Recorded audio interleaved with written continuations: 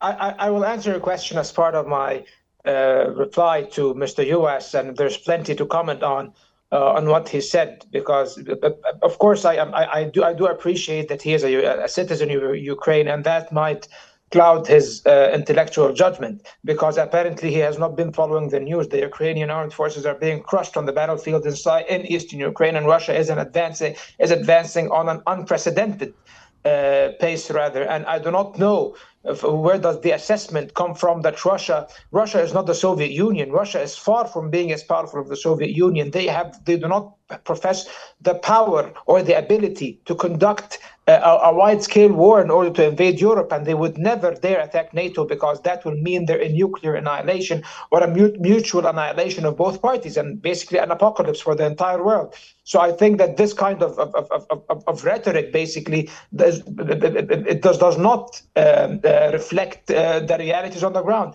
The realities on the ground are the Russian economy has withered, has survived the economic sanctions. They have established very strong economic ties with the global south and with China. Russia is a net exporter of energy. Russia is still has a strong economy.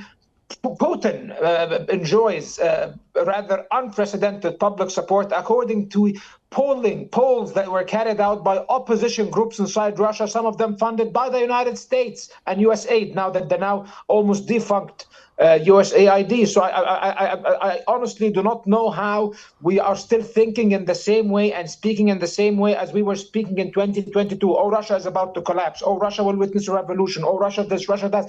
This is not true. This is destroying Ukraine. You know, actually, this is one of the few things that I might agree on with the Trump administration. This war needs to be settled in a way that ensures the survival of the Ukrainian state as a coherent state, not just as a rump state, or even as a state that has been completely destroyed by a wave of Russian invasion and aggression. I would agree with that.